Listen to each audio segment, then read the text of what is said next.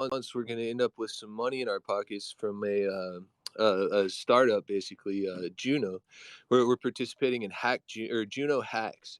And so in about 180 days, we're going to start getting some funding that we intend to use to build a Cosmos SDK application specific blockchain around this project. But that gives us about 6 months where we're pretty much unfunded. So what are we going to do? Well, why not play around in the metaverse and explore all these cool ass EVM chains that there are? Because the core nugget of our code base, it cross applies to all these different particular applications. It doesn't exactly stack with Tezos, and there's like some legal gray areas with BSC. Although I love the amount of liquidity and the speed of the transactions and the strength of the users of Binance. And so if there's a way for maybe one of our foreign buddies to deploy that contract and make that happen or something, it might be a good thing to look into. But we're also interested in Harmony One, Arbitrum, Terra, and pretty much every chain, just in terms of like sideways scalability. If nothing else, because there are riders on these chains, and they don't know about this technology yet. And so how do we enlighten them? Well, we take the tech to them and we say, play with it, scope this out.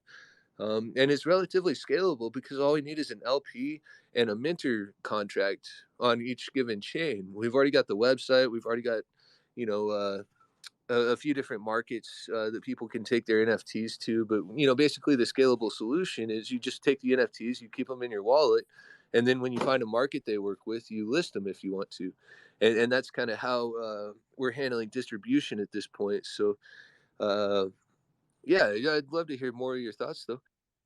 Yeah, no, I'm actually just genuinely like curious about all this since I'm very new. Like I just discovered this, 10 minutes ago, and I'm just really excited to hear more about like your guys' plan and everything because I've been trying to find, like a good corner for writers, like try to discover more writers in the space because you don't see a lot of that in the NFT space. It's very unique to come across, comic artists, manga artists, novel writers, poets.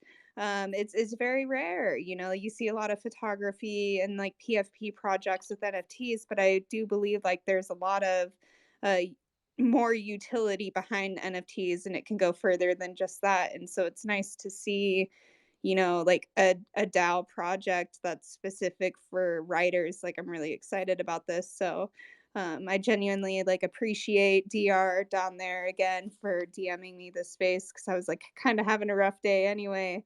But yeah, this is awesome, and thank you for allowing me to come up and speak and like ask these questions because yeah, I would love to keep learning more and yeah, keep following up with you guys because this is really awesome and definitely needed Hey, in this well, space. why don't you join the DAO? We have a Discord, and you can find it by clicking on the Page DAO profile here, and there's a handful of different links there for you to explore.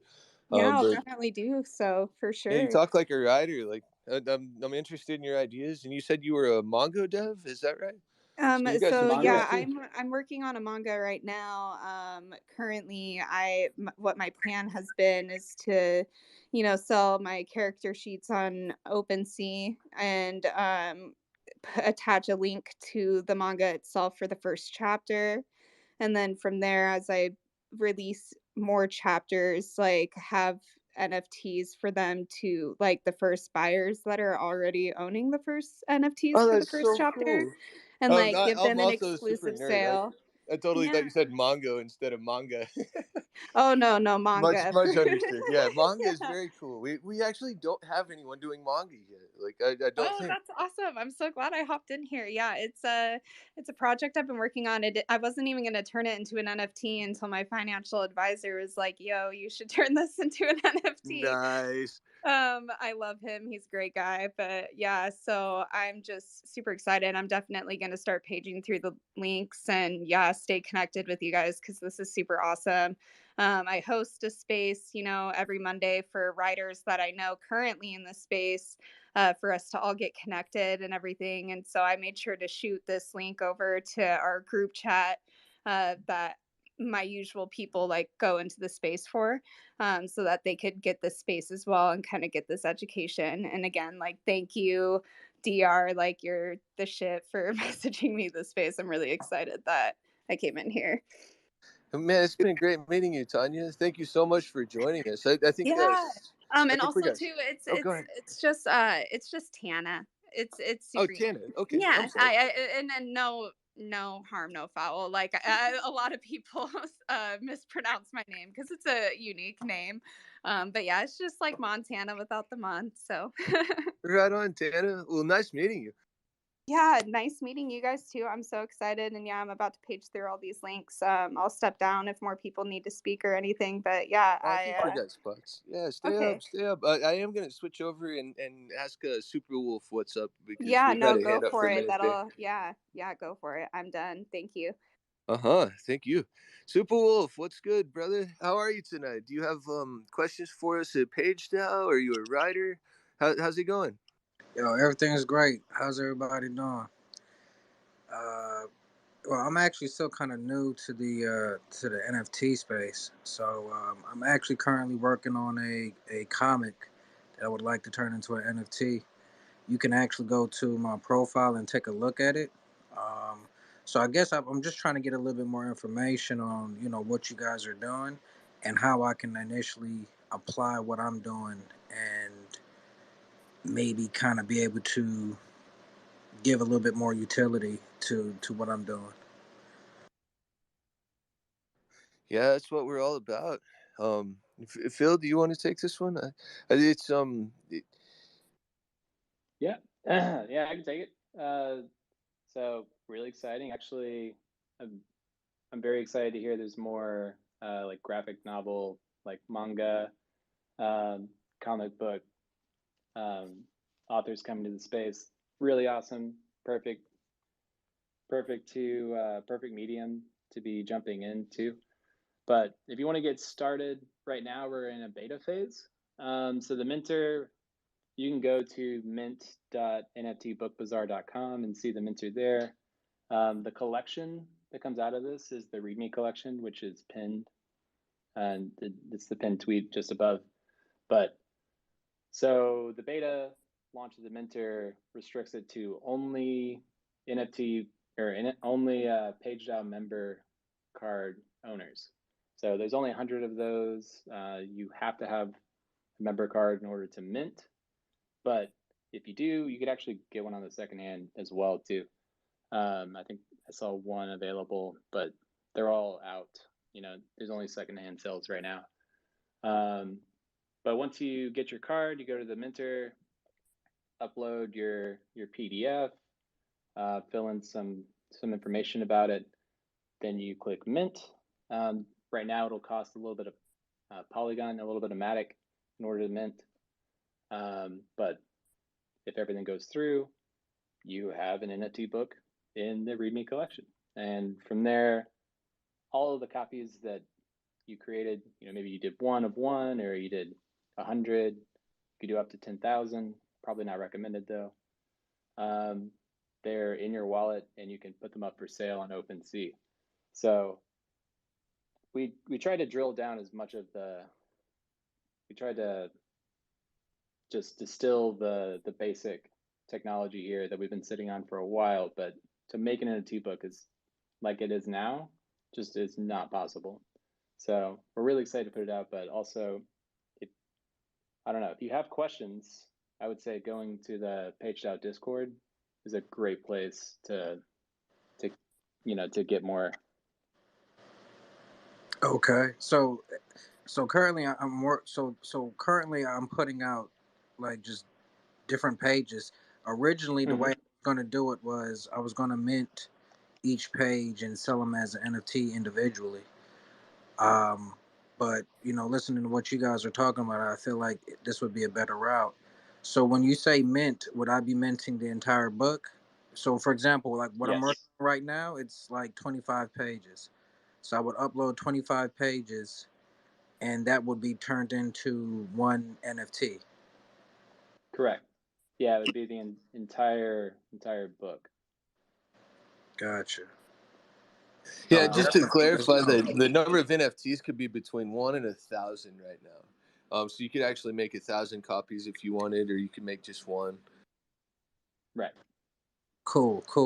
I'm actually definitely playing with a couple of different things. I have a bunch of different stories that I'm hoping to put out.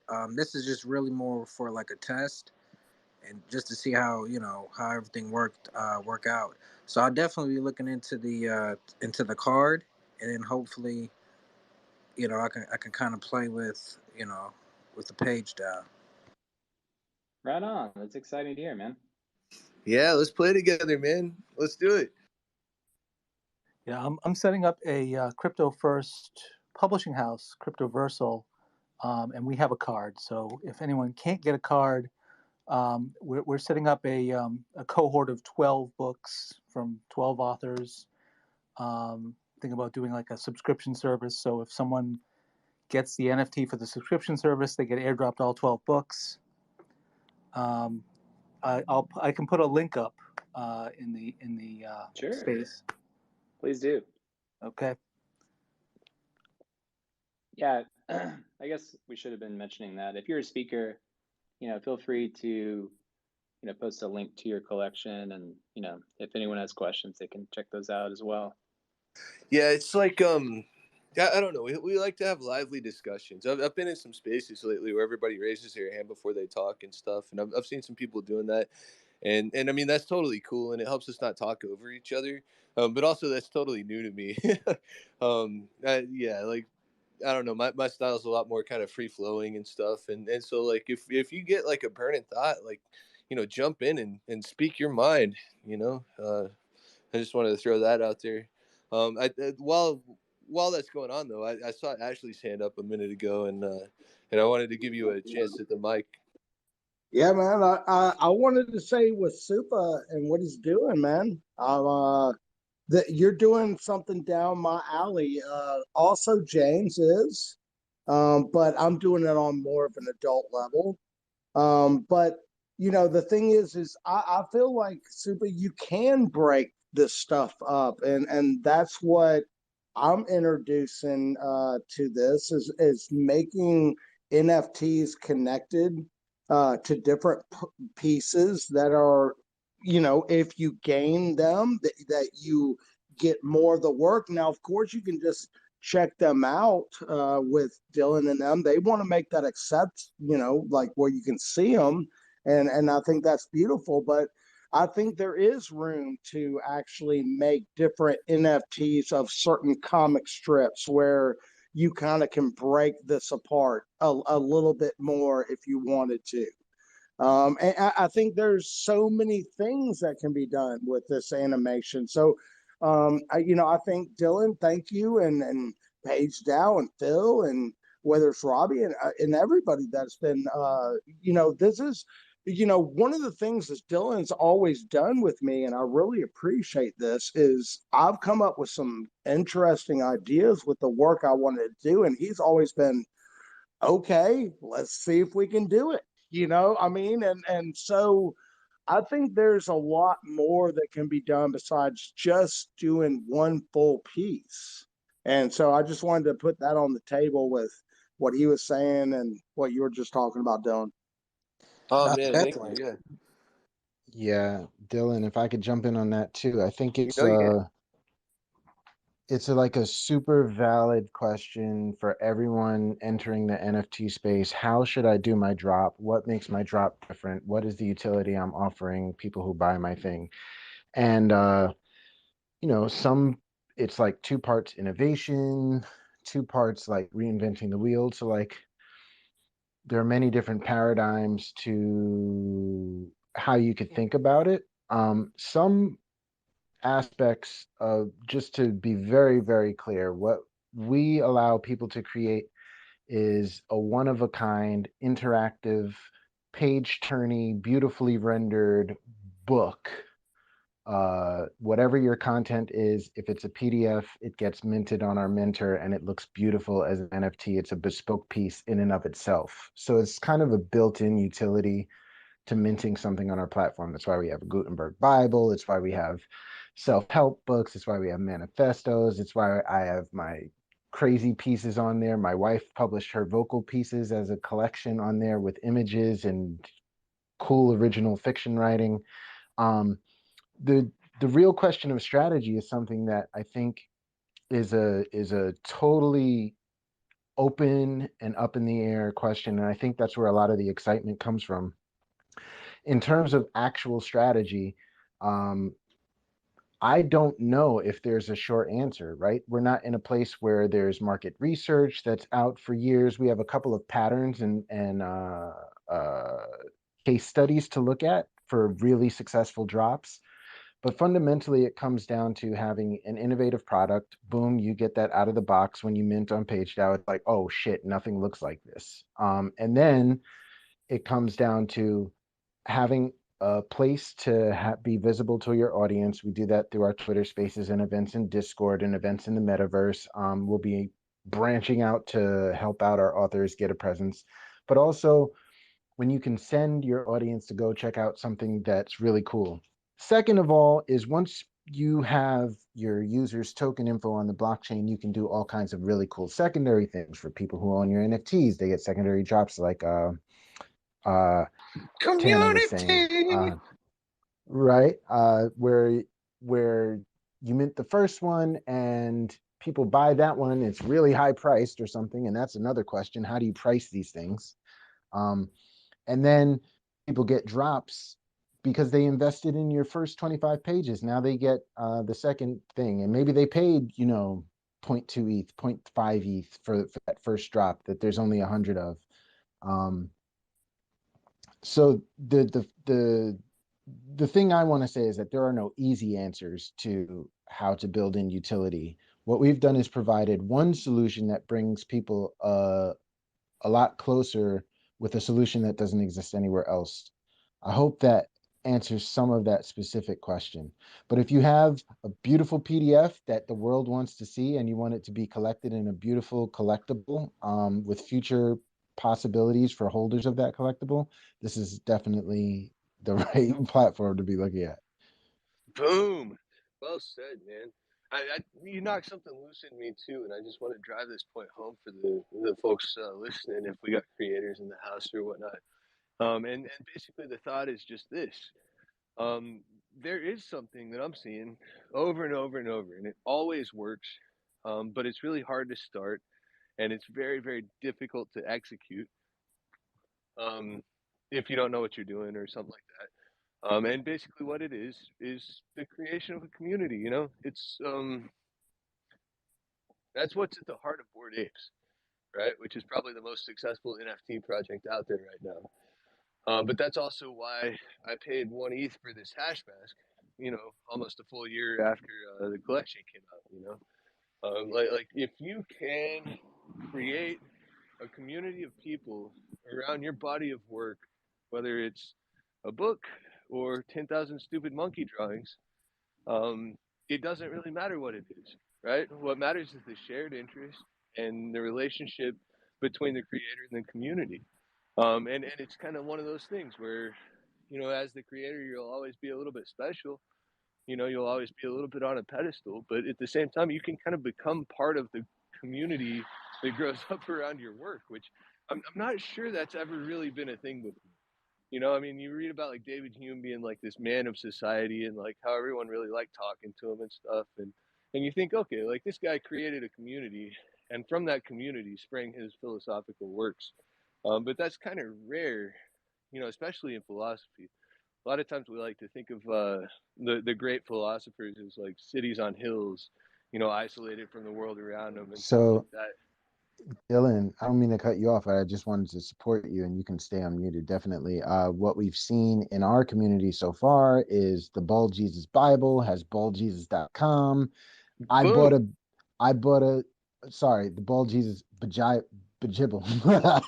The Bald, The BJ there's a Bull. J, the BJble. There's a J instead of an I. No offense to anyone who has other religious opinions, but um, I found myself. I read the Bald Jesus Bible, and I was like, you know what? I dig the principles of the writer of that. I think is on this call too, or might have bounced out. But No, I he's read it, still and I here. was like, I totally dig the principles of this. I like I like dig the creativity involved, the kind of humor, and I was like, you know, if there's ever an event where like we're talking about, you know, last time we talked about the holidays, and I was like, you know what, this actually felt more concrete than a lot of the plaything sort of communities that are built up around just absolute, just pure hype and a cute image. um and so we've got the Gutenberg Bible. When they wrote the Mask of Ganymede, which was a bespoke project that we worked on with the hash masks, the Mask DAO, it was like a community actually crafted the book. So the community was infused from day one. And I think what Dylan is talking about is like a really, really, really cool feature of our space is that not we're not just launching books on a digital marketplace, kind of like Etsy or Amazon or something. We care about the authors and the communities. We make channels in our Discord and we keep conversations alive and we invite authors to speak. And I think that Dylan, that might really be the actual key to why the project will be successful is Boom. because of these. Yeah, it's the thing that we got that nobody else has. It's the community, baby. Oh yeah, all day. Yes. I feel like it should be, you know, the community should definitely be built around the art, and that's initially my philosophy. I think that's the purest way of doing it. If you kind of go back from the beginning, I think the utility when it comes to books and stories, it we like stories. I think that goes from the beginning of time.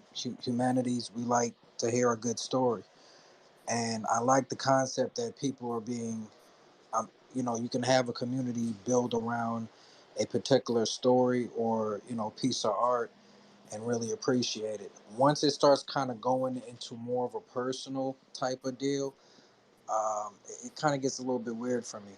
You know what I mean? To me, I'm here for the art. I'm here for the storytelling and the creativity aspect of it. And I think that's what's really going to launch um, a lot of this particular technology is when you have people starting to come in and really starting to become more creative and starting to do more things with NFTs. I was definitely thinking, especially with a book I got working on that I'm working on, doing something on Amazon, putting out a book on Amazon, and then doing a NFT version to where I have variant covers to where I can collaborate with different NFT artists and do a version like that, just to give the NFT community a little bit something more exclusive and just put out a limited edition. So I love kind of that going back, collaborative. yeah, No, I and think you just that's what touched I'm a saying. button It's with just being your like. creative. It's just really being creative towards that, and kind of going what the Ashley was saying is like, yeah, I think there's different ways in which you can go about doing.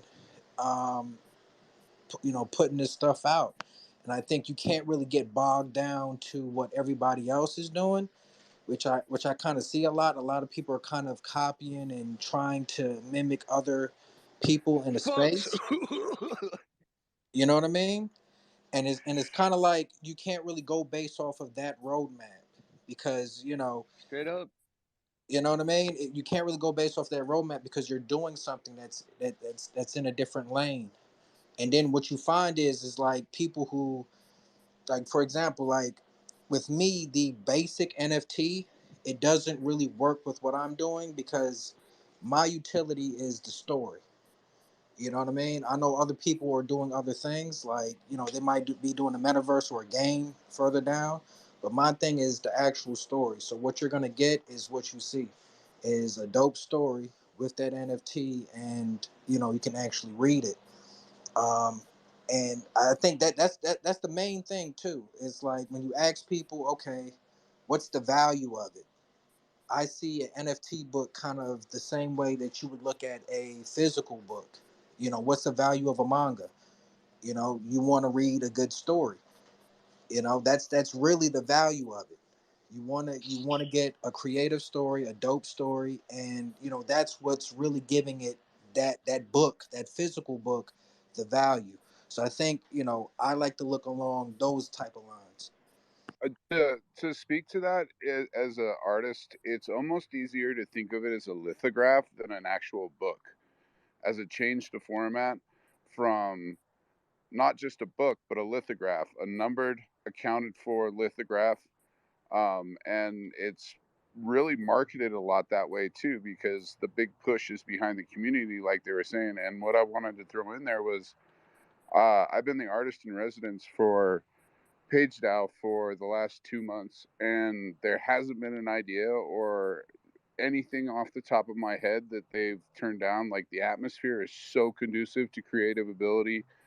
There's friction when it comes to ideas, but there's also a ton of acceptance.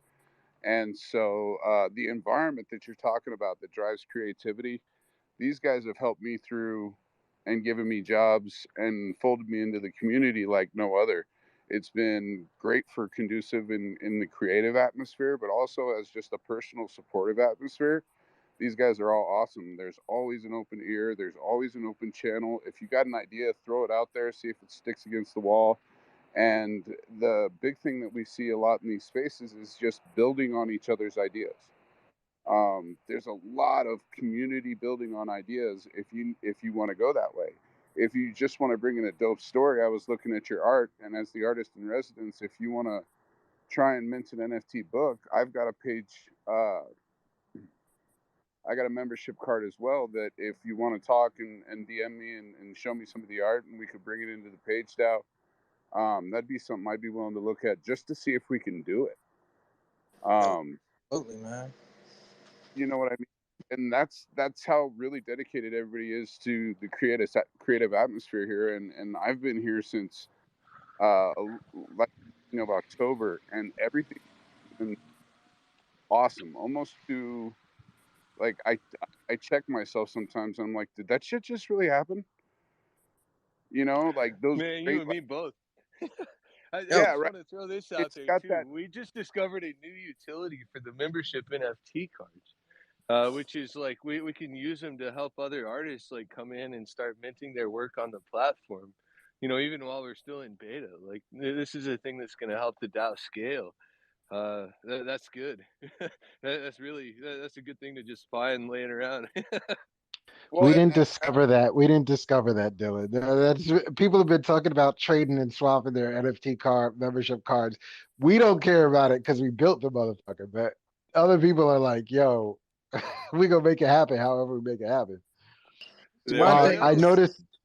I noticed Tana had their hand up, so I just want to make sure that they.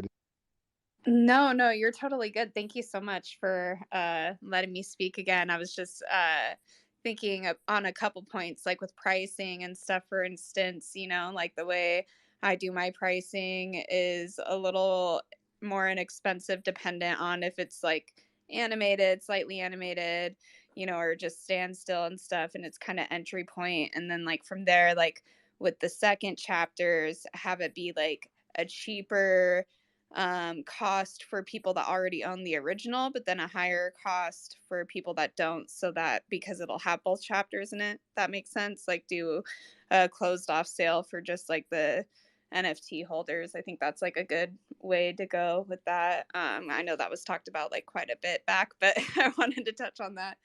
And then the other thing I was going to talk about was like you guys talking about the community and stuff, and like just hopping into the space like as late as I did and just like discovering it. Like I can already tell like it's not like just community, it's like friendships here. And that's like what I look for like in the NFT space is people that like treat their community like their friends. Like we're all trying to level up together, right? Like this is a really new space that we're continuously building with our experiences, with other friendships and connections we make in the space. And we got to lift each other up, and keep building it so it can become this like awesome, beautiful thing. And storytelling.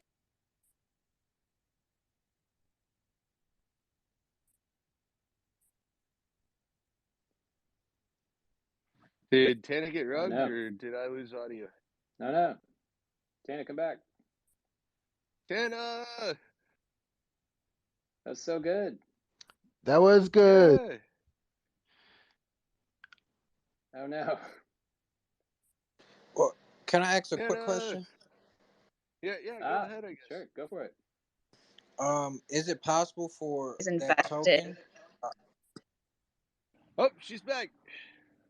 Oh, Tana, can you hear us? Oh, can you hear me? I'm so sorry. Did I? You got rugged for a minute. God, I'm so but sorry. You're back now. Okay. I know you were like getting to your point. I mean, the whole thing was awesome, but yeah. please continue. I'm so sorry I got rugged. Basically what I was going to say is just like storytelling in general has a lot of utility behind it as well, because your community can get lost in that story, and that's a good way to like build like even more friendships in the space, is with the storytelling. As the story progresses, people stay interested in it because they want to keep getting lost in it. So it's just like really awesome to be here. I'm really glad to meet everybody, and like it seems like a really good community already, and it looks like something that's going to blossom into something really beautiful. So excited to be here with you guys. Yeah, it warms my heart. I'm really glad So to excited. hear that, and it's been lovely meeting you too. Yeah, welcome to our community here, Tana. Thank you. Yeah, please join the Discord and kind of like. Yeah, I joined the Discord. some I'm of the in there projects going now. I'm gonna start paging through the links here soon once I step down and start focusing on that. But yeah, thank you guys so much. Yeah, absolutely. Super Wolf had a quick question, and then I noticed Ashley's hand is up. Look, I'm good at this traffic directing thing. Thank you, Robbie. Yeah, thank you very much. Absolutely, yo. So, okay, so the way I saw it in my head, as far as doing the actual book, was I was going to do a copy on, like, let's say Amazon, right? And that's just the regular cover, in which that's open to anybody who wants to purchase it, and then being able to direct them to the NFTs, and having them able to physically, well, they can, once they purchase the NFT, is it possible for them to redeem that token and get a physical copy? It's funny you should say that. One of the features on our roadmap is print on demand books. We've actually piloted it with our Mask of Ganymede project that I was talking about earlier. It's something I we're have mine coming through. I saw the order shipped. It might be a first for Web3. So in this project that we piloted, it's a really one of a kind. You can go to press.nftbookbazaar.com and you can see what it looks like. But basically, this Mask of Ganymede has art by James Cohen, who's been talking earlier, and it uses the Hashmask lore. It's beautiful, beautiful print book designed by a team of people. And so a owner gets the NFT, and then they also get access to the audiobook, and they get access to print on demand once they own it. All those are potential features that we can add to our README collection, which is the one that's open right now for membership card holders.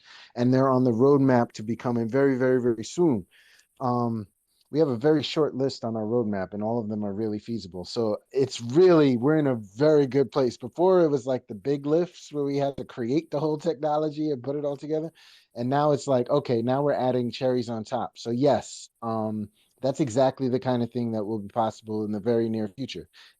Second of all, it's already possible for you to do it or have support doing it from the DAO, because we like to support projects and often will build a proof of concept for a specific work that we support. It's up to the DAO where we spend our resources. So if it hasn't been built yet, yours might be a great case to build it for. And I might be talking out of turn there, but there's been many examples where the DAO has chosen to use a project to build a tech that extends our main stack. No, that's Okay, like our so core strategy. And then just to throw this out there too, on top of what Robbie was saying, is we went all in here. We spent all of the money that we had as a DAO, and we got the Minter and the Mask of Ganymede.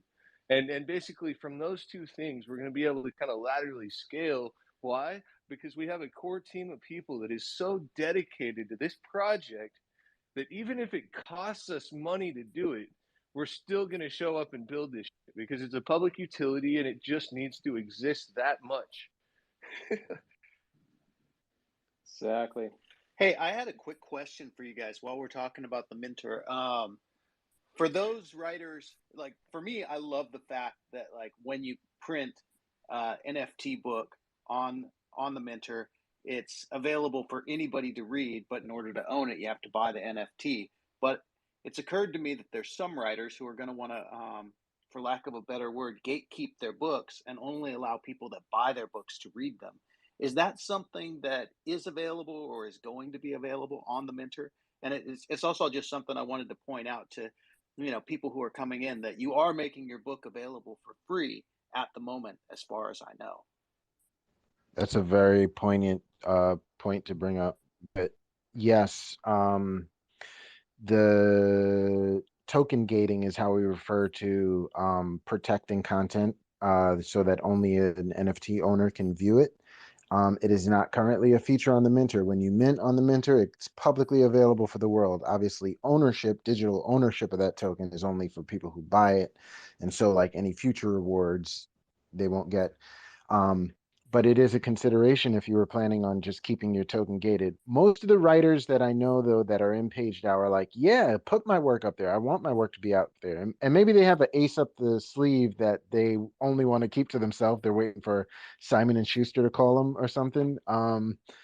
But most of the people want an audience. They want their work to be read. They want to be discussing it. They want to get it out there to the world. They're not about like gating it and making it artificially scarce to hide it. But with that said, one of the features that's also on the roadmap is token gating feature.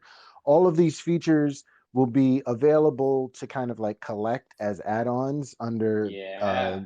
Phil's idea. Upgradable And minting machine, dude.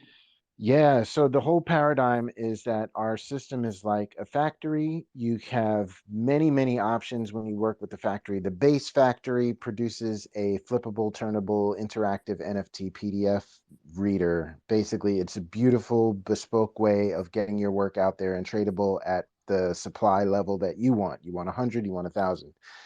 Additional add-ons include print-on-demand features, audiobook features, token gating features, various other rewards and airdrop tools that you can use. And the DAO is going to be responsible for setting the pricing for all those.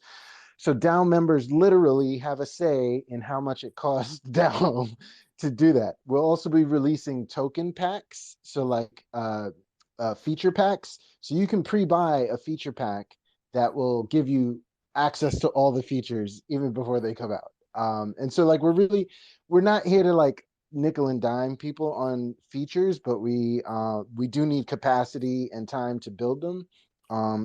So there's one thing to being able to do it and another thing to make it easy for a user to do. And so often that last step, we need a UX designer to come in and design the interface.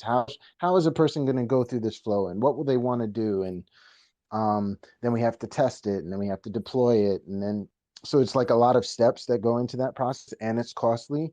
So we're hoping that these cards will allow the features that people want to kind of will know because because the demand will dictate it. And that'll help us also build out the features in at the pace and at the level of excellence that we've done everything else so far. Very well said. Very well said. I just wanted to quickly add, so for like token gating, like to have that wall so that you have to, connect your wallet in order to read a book. I really do think that would be tied in with the like factory blueprints thing that we were talking about. Like if you want to have your own collection, you want to have your own factory that's not README. I think that could be like an add-on on that. So like all of your books in your collection have token gate. Yeah, there's kind of a brand feature here. I mean, like theoretically, like I posted a poll to my Twitter account here, and like my poll was simple: should all the books be free to read or not? And it's about 50-50. And I don't think it's 50-50 because people don't want other people to have access to books. I think it's 50-50 because 50% of the authors don't see a way to get paid if they're not charging the reader to read the book. I Yeah. mean, it's like one of those things. Like the collect